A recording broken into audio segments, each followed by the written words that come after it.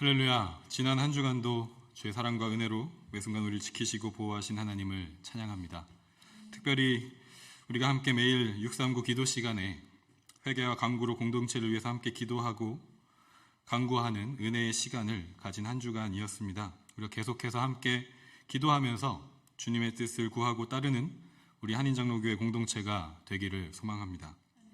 그리고 오늘 새로운 한 주간을 시작하면서 하나님이 누구신지 알 때라는 제목으로 주의 말씀을 나누는 가운데 다 함께 하나님의 음성을 듣고 그 음성에 귀 기울이며 살아가는 우리의 삶이 되기를 소망합니다.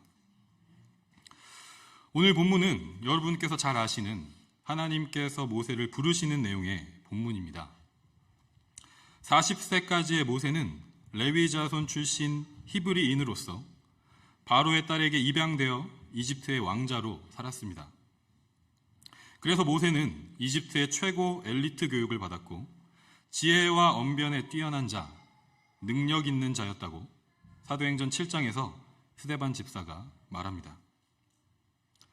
40세가 되었을 때 모세는 하나님이 자신이 쌓은 능력을 통해서 이스라엘 백성을 구원해 주실 것이라고 생각했습니다. 그래서 이스라엘 사람을 핍박하는 이집트 사람을 쳐서 죽였죠. 하지만 이 일은 모세의 생각대로 되지 않았고 모세는 살인자가 되어 미디안 광야로 도망가는 신세가 되었습니다. 그리고 이후 80세가 되기까지 광야에서 양을 치는 목자로 살았습니다. 제국에서 왕자로 세상이 인정하는 능력자로 40년을 살다가 광야에서 목자로 세상이 외면한 실패자로 40년을 산 모세를 그때 하나님께서 부르신 것입니다. 모세가 40년 전에 왕자였을 때 자신의 능력으로 이스라엘 백성을 구원할 수 있다고 생각했었던 때가 아니라 40년 후에 세상이 인정하는 능력이 아무것도 없는 그때 이제 모세를 통해서 이스라엘 백성을 이집트에서 구원하시겠다고 말씀하십니다. 그리고 오늘 본문에서 내가 누구이기에 그 일을 할 수 있습니까? 라고 말하는 모세에게 하나님은 자신이 누구신지를 알려주십니다. 하나님은 누구십니까? 오늘 말씀은 하나님이 모세와 함께 계시는 분이시라고 말씀합니다. 이집트에서 배우고 익힌 능력으로 충만했던 모세가 이스라엘 백성들을 자신의 힘으로 구원하려고 했을 때는 하나님이 모세와 함께 계시지 않았습니다. 그때 함께 계셔서 이스라엘 백성을 구원하셨다면 모세나 이스라엘 백성들은 이집트 왕자인 모세의 능력으로 구원을 이룬 것이라고 생각했을 것이죠. 그래서 하나님은 그때 모세와 함께 계시지 않고 모세가 생각했던 구원의 역사도 이루어지지 않았습니다.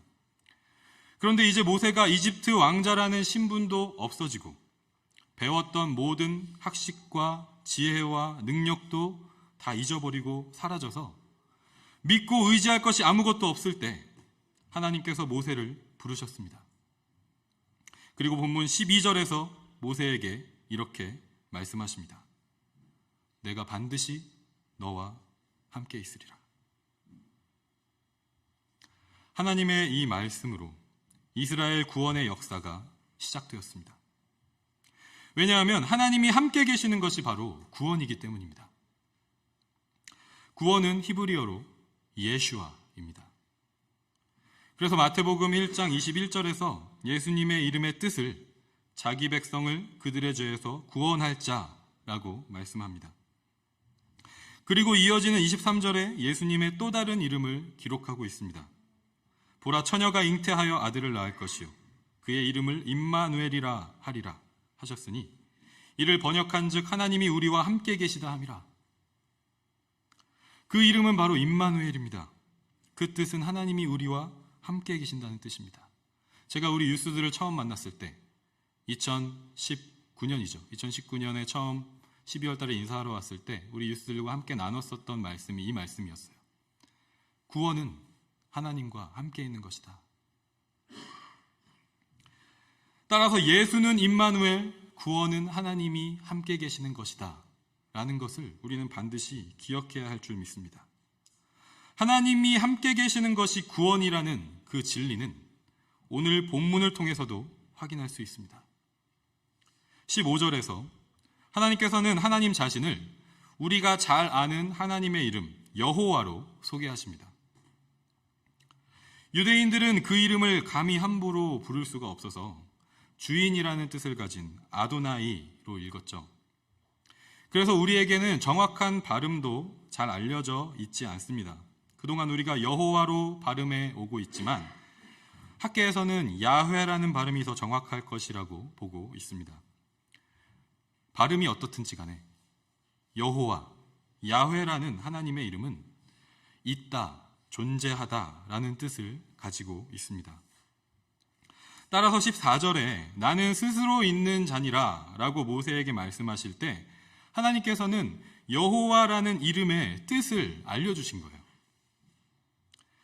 스스로 있는 자가 무슨 뜻인지에 대해서는 여러 가지 해석들이 있지만 그 중에서 대체로 교회가 함께 동의하는 두 가지 해석이 있습니다. 첫 번째는 하나님의 영원하심을 나타낸다는 해석입니다. 히브리어에서 있다라는 뜻을 가진 동사, 영어 구조에서 우리가 볼 때는 비동사라고 하죠. 그 동사에는 과거나 현재나 미래를 특정하지 않습니다. 그래서 나는 스스로 있는 자니라, I am who I am 이라는 말은 과거나 현재나 미래, 어느 특정한 시간에 얽매이지 않고 시간의 한계를 뛰어넘어서 영원히 존재하시는 하나님을 나타내는 것입니다. 또 다른 한 가지 해석은 모든 존재의 근원이신 창조자 하나님에 대해서 말씀합니다. 스스로 있는 자라는 말은 만들어지거나 창조된 존재가 아니라는 것이죠. 하나님은 오직 자신만이 스스로 존재한다고 말씀하심으로써 하나님이 모든 다른 존재의 근원이심을 드러내고 계십니다. 이처럼 하나님은 자신의 이름을 알려주심으로써 하나님이 영원하신 분이시라는 것과 하나님이 모든 만물의 창조주라는 것을 나타내십니다. 그런데 오늘 본문의 문맥을 통해서 하나님의 이름이 우리에게 가르쳐 주시는 한 가지 중요한 진리를 더 깨닫게 됩니다. 여호와, 야훼 하나님은 계시는 분, 있는 분, 스스로 계신 분입니다. 그분은 영원히 있는 분, 창조주로 계신 분입니다.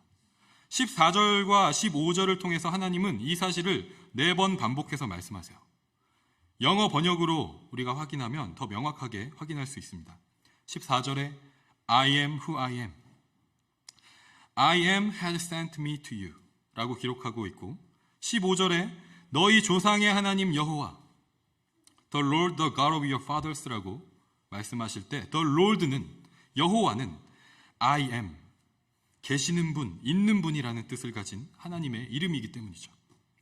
그런데 시간의 한계를 뛰어넘어서 과거와 현재와 미래, 영원한 모든 시간에 계시고 온 우주 만물의 창조자로서 장소의 한계를 뛰어넘어서 모든 곳에 계시는 무소부재의 하나님, 영원하신 창조주 여호와 하나님께서 계신 곳을 모세에게 오늘 말씀해 주셨습니다.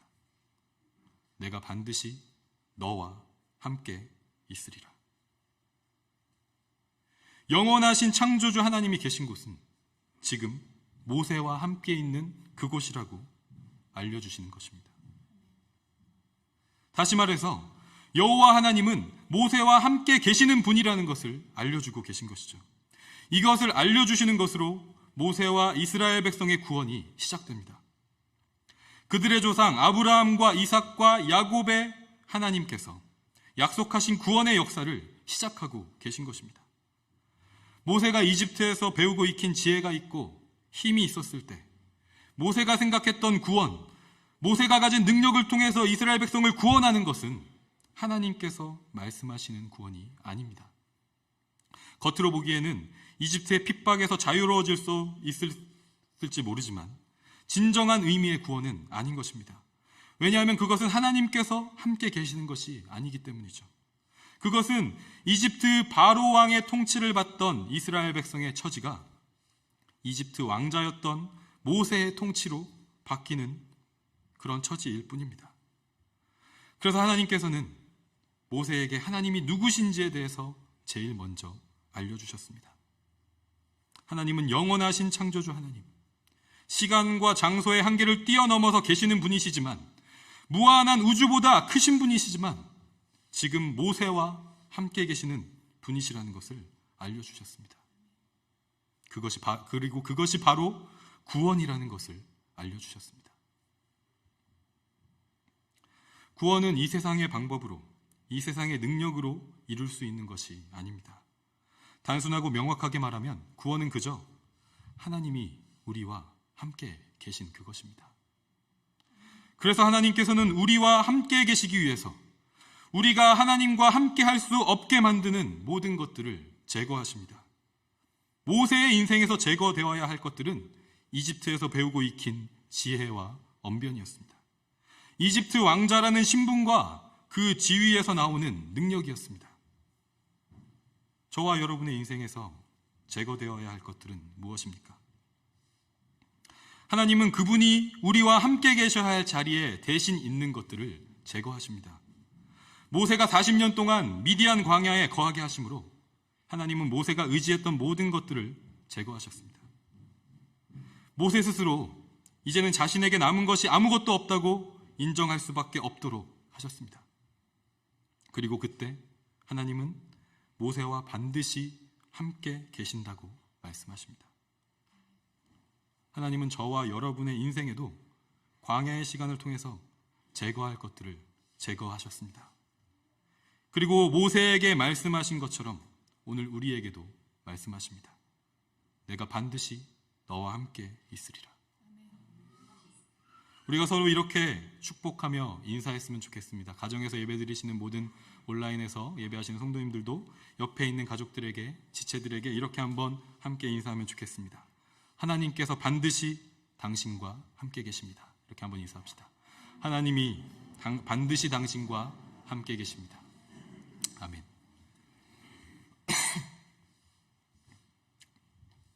이제 우리는 하나님이 누구신지 알았습니다.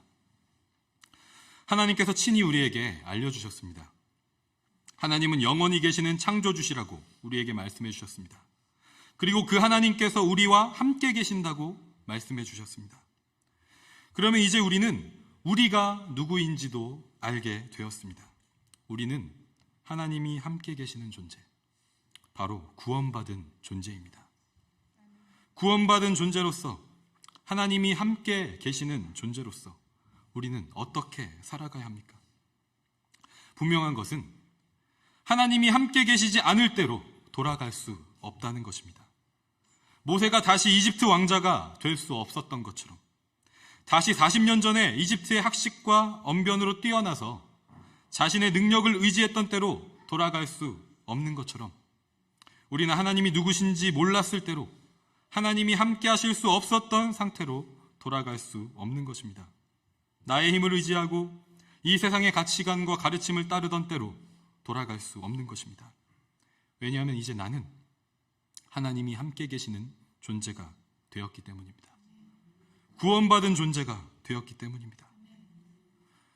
이처럼 하나님이 누구신지를 아는 것으로, 그리고 우리가 하나님 안에서 누구인지를 아는 것으로 구원의 삶이 시작됩니다. 그런데 우리가 믿음의 여정을 걸어가다 보면 하나님이 누구신지 아는 것보다, 그 안에서 내가 누구인지를 아는 것보다 우리의 말과 행동이 앞설 때가 있습니다. 저는 중학교 3학년 때 하나님을 인격적으로 만나고 예수 그리스도를 주로 고백했습니다. 구원받은 하나님의 백성으로, 하나님의 자녀로 새로운 삶을 시작한 것이죠. 그런데 그렇게 믿음의 여정을 시작하자마자 제가 스스로에게 했던 질문은 어떻게 하면 하나님께 영광을 돌릴 수 있을까? 였습니다. 그 당시에 제가 세례교육을 받으면서 웨스트민스터 소요리 문답을 배웠었는데 첫 번째 질문이 생각 속에 오랫동안 남아 있었습니다. 사람의 제1되는 목적은 무엇입니까? 사람의 제1되는 목적은 하나님을 영화롭게 하는 것과 영원토록 그를 즐거워하는 것입니다.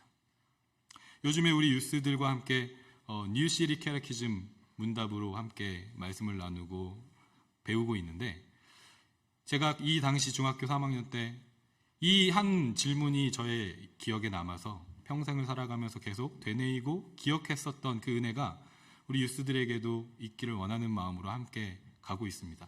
우리 유스들을 위해서 여러분 기도해 주시고 인생의 중요한 순간에 던져야 할 질문과 또 답해야 할 그 답을 알고 살아가는 우리 유스들이 될 수 있도록 여러분 기도해 주시고 함께 중보해 주셨으면 좋겠습니다. 어쨌든 저는 이 당시에 웨스트민스터 소요리문답 1번 문제 그 질문과 답을 계속 묵상하면서 어떻게 하는 것이, 내가 무슨 일을 하는 것이 하나님을 영화롭게 하는 것일까 계속 고민했습니다.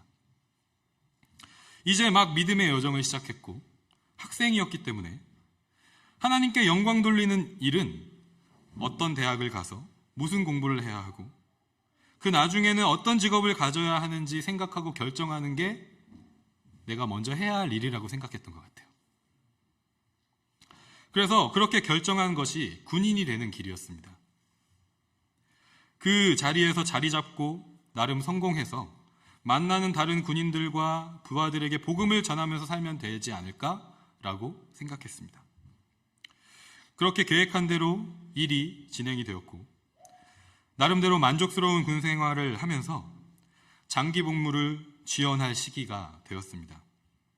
그런데 마침 그때 신년 특별 새벽기도 기간이 찾아왔어요. 그래서 한 번 더 하나님께 기도하면서 인도하심을 구해야겠다라는 그런 마음이 들었습니다.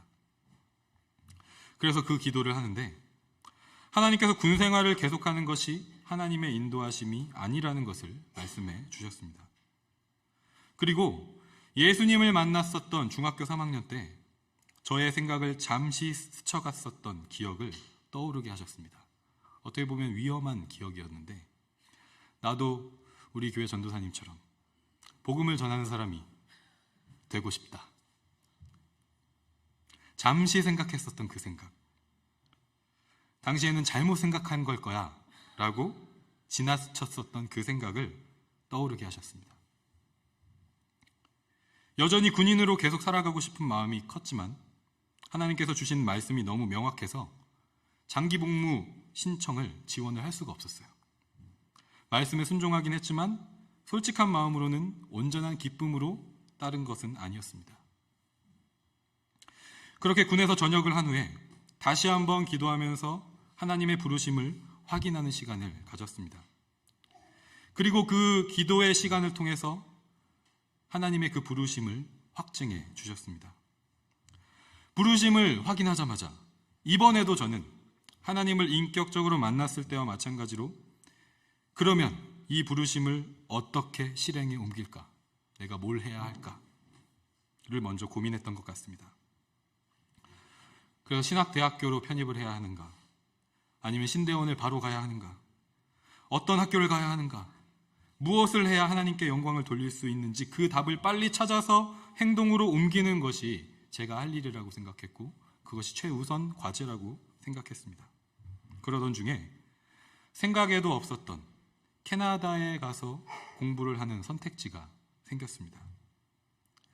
좋은 기회라고도 생각했지만 사실 자신이 없었어요. 그래서 하나님께 정말 이렇게 기도했습니다. 제가 그때 했었던 그 기도 한 문장을 다 기억할 수는 없지만 이런 내용이었어요. 하나님, 저는 지금 캐나다에 가는 것은 무리라고 생각합니다. 신학 공부도 처음이고 영어도 못하는데 지금 캐나다에서 신학 공부를 하는 것은 불가능할 것 같습니다. 한국에서 2, 3년 정도 신학도 공부하고 영어 준비도 한 다음에 가는 게 좋을 것 같습니다. 하나님은 어떻게 생각하시나요? 당돌하게 물어봤어요. 솔직하게. 기도한 다음 날 아침에 그 당시에 계속 묵상하고 있었던 큐티책을 펴고 그날 본문을 묵상했습니다. 본문은 민수기 14장 말씀이었는데 여러분 잘 아시는 것처럼 12명의 정탐꾼이 가나안 땅을 정탐하고 돌아왔습니다. 그 가운데 여호수아와 갈렙만이 그 땅을 취할 수 있다고 보고하고 나머지 10명은 그 땅 백성이 우리보다 너무 강해서 이길 수가 없다고 보고합니다. 이스라엘 백성들은 10명의 말을 듣고 하나님을 원망해요. 차라리 다시 이집트 땅으로 돌아가고 싶다. 그게 더 낫겠다. 라고까지 말합니다.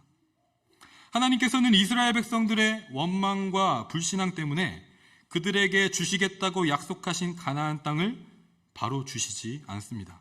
그리고 40년 동안 광야에서 지내게 될 것이라고 이스라엘 백성들에게 말씀하시죠.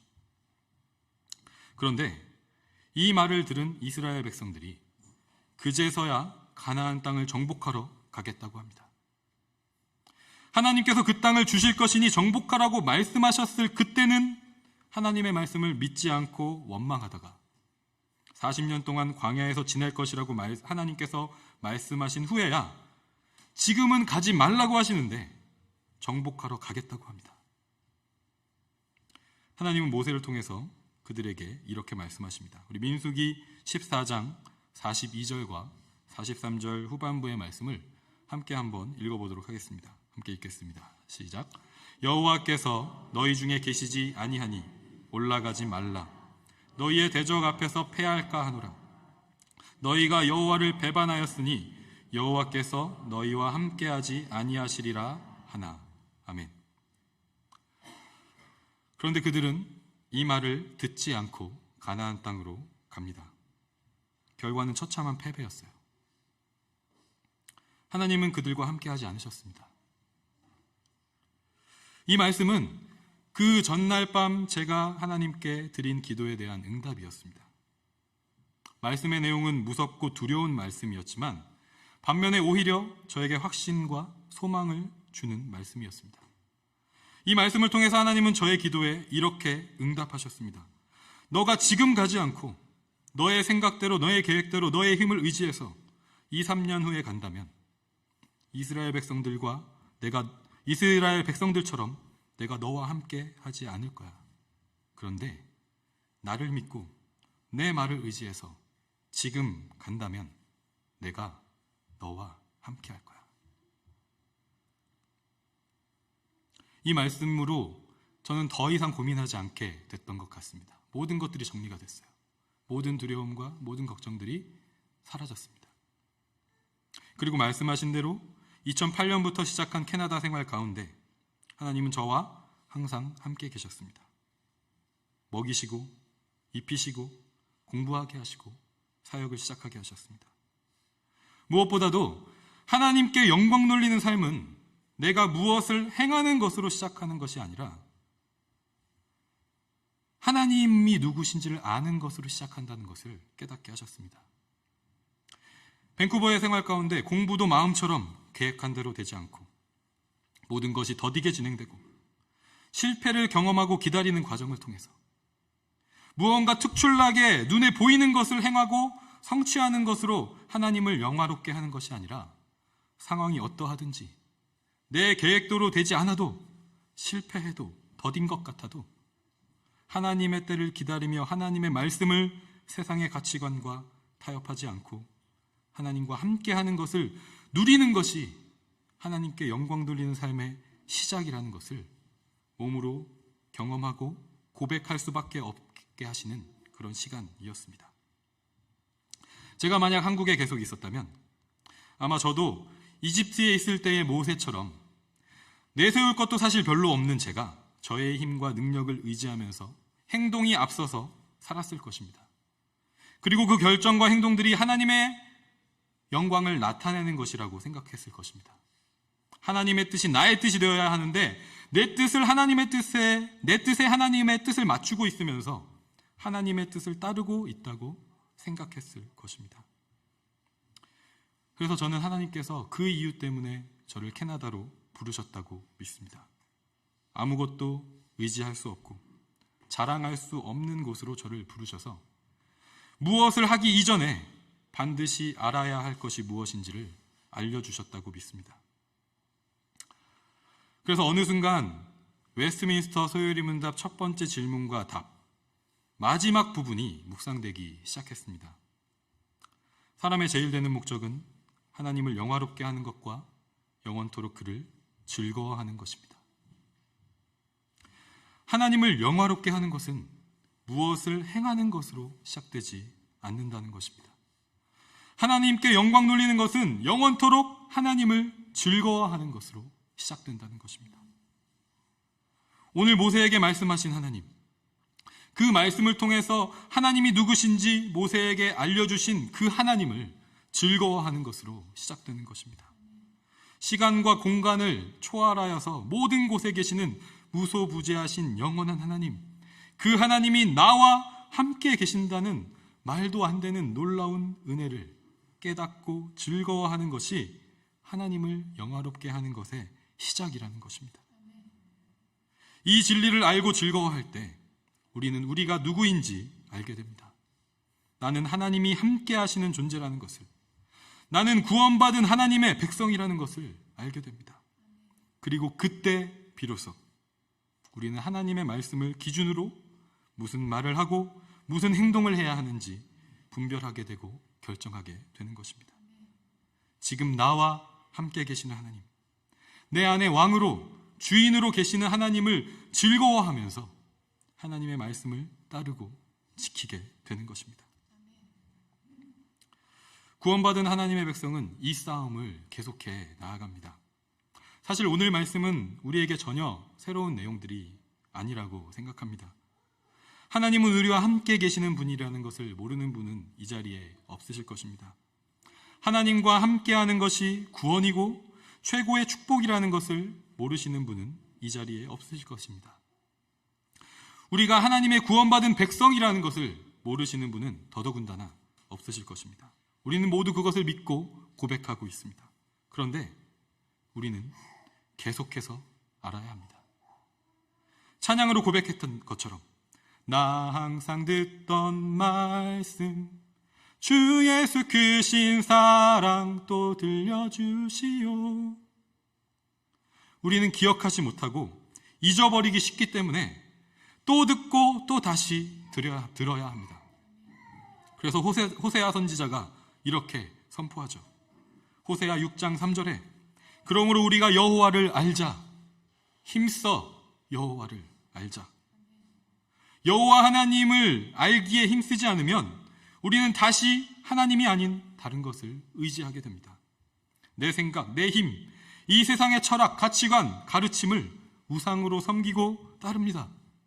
이것이 우리가 함께 묵상한 역대기에 기록된 유다 왕들과 백성들의 반복되는 역사였습니다. 사실 저의 모습도 그들과 다르지 않습니다.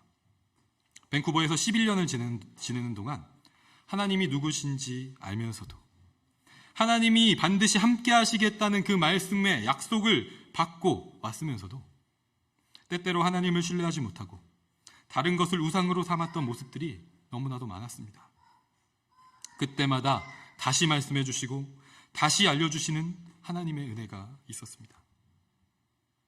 에드몬튼으로 부르시던 때에도 부르심에 순종함으로 발걸음을 옮겼지만 딱 한 가지 걱정이 있었습니다.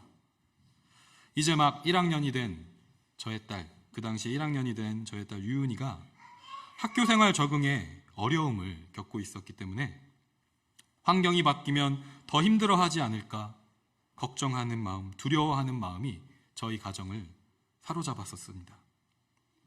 이미 모든 것을 결정해서 이사 준비를 하고 정신없이 밴쿠버를 떠나서 이곳으로 왔지만 유은이에 대한 걱정은 내려놓지 못했습니다.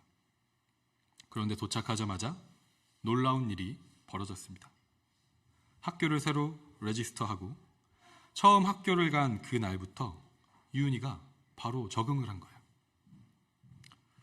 밴쿠버에서와 비교하면 완전히 그냥 다른 아이가 되어 있었습니다. 저희가 말로 설명을 할 수가 없는 부분이었어요. 사실 학교에서뿐만 아니라 교회에서도 유은이가 너무나도 잘 적응을 해줬고 세 식구 중에 유은이가 적응이 제일 빨랐습니다. 저희가 걱정해야 할 사람은 유은이가 아니라 저희였어요. 그리고 유은이는 그 어느 때보다도 행복하고 즐거운 아이가 되어 있었습니다. 믿음이 부족한 순종이었음에도 우리가 전혀 예상할 수 없었던 놀라운 방법으로 하나님은 우리를 걱정과 두려움으로부터 건져주셨습니다. 그리고 귀한 공동체 안에서 우리 유수들과 선생님들, 또 많은 성도님들과 또 교역자분들을 만나게 하시고 그 아름다운 만남을 갖게 하심으로 비록 코비드 팬데믹 상황으로 대부분의 시간을 보내긴 했지만 하나님의 함께하심과 인도하심을 함께 누리는 시간을 보냈습니다. 그리고 앞으로도 영원히 함께 계시고 가장 선한 길로 인도하시는 하나님을 신뢰하고 누리기를 소망하면서 기도하고 있습니다. 사랑하는 한인장로교회 성도 여러분, 여러분의 지난 믿음의 여정은 어떠셨습니까?